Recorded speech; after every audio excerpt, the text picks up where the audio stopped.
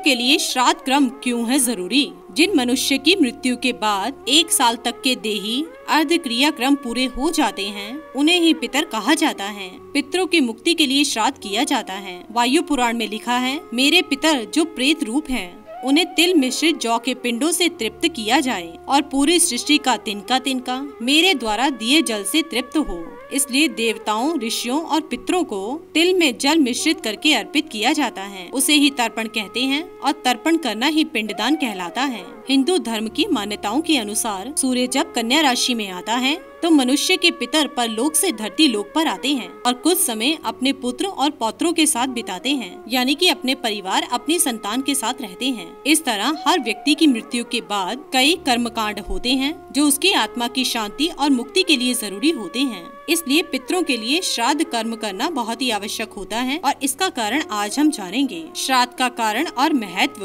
हिंदू धर्म के अनुसार हर मनुष्य की 3 पीढ़ियों का श्राद्ध करना अनिवार्य होता है और वो है पिता, दादा और परदादा। इन्हें 3 देवताओं के समान माना जाता है। पिता को वसु के समान, दादा को रुद्र देवता के समान और परदादा को आदित्य देवता के समान माना जाता है। और श्राद्ध के दौरान यही इनसे पहले पूर्वजों के प्रतिनिधि माने जाते हैं। पुराणों में लिखा है, जब सावन महीने में पूर्णिमा आती है तब से ही पितर धरती लोक पर आ जाते हैं और कुशा की नई आई कोपलों पर विराजमान हो जाते हैं। और श्राद्ध पक्ष के इस समय में मृत्यु के देवता यमराज सभी जीवों को मुक्त कर देते हैं ताकि वह धरती पर वापस आ सकें और अपने स्वजनों से तर्पण ग्रहण कर सकें। श्राद्ध में मनुष्य जो भी दान करता है, ब्राह्मणों और गरीबों को भोजन कराता है, वह उसके पूर्वज सूक्ष्म रूप में ग्रहण करते हैं। हिंदू धर्म के कई पुराणों और ग्रंथों में यह लिखा हुआ है कि मनुष्य के किसी भी पूर्वज की मृत्यु होने पर हमेशा हमेशा के लिए उनका साथ नहीं छूटता है और हर साल पितृ पक्ष के रूप में वो वापस मिलते हैं और मनुष्य को अपने पूर्वजों तक अपनी श्रद्धा पहुँचाने का अवसर मिलता है।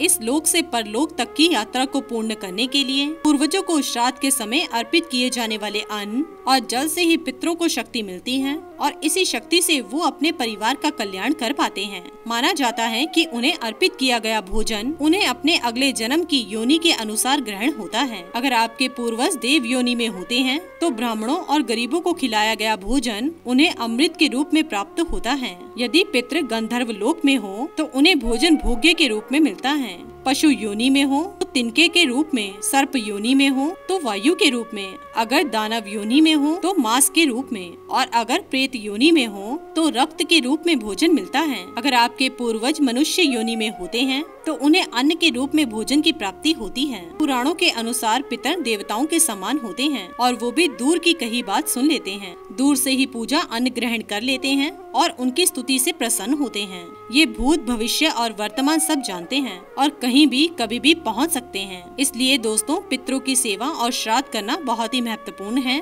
तो आप सच्चे मन से अपने पूर्वजों को तर्पण और पिंडदान देना ना भूलें। इसी के साथ ही दोस्तों, अगर आपको ये वीडियो पसंद आया हो तो इसे आप लाइक कीजिए, अपने दोस्तों रिश्तेदारों के साथ शेयर कीजिए और सब्सक्राइब कीजिए। साथ ही साथ बेल आइकन को प्रेस करें ताकि नया नोटिफिकेशन आप तक सबसे पहले पहुँच सके। धन्यवाद दोस्तों।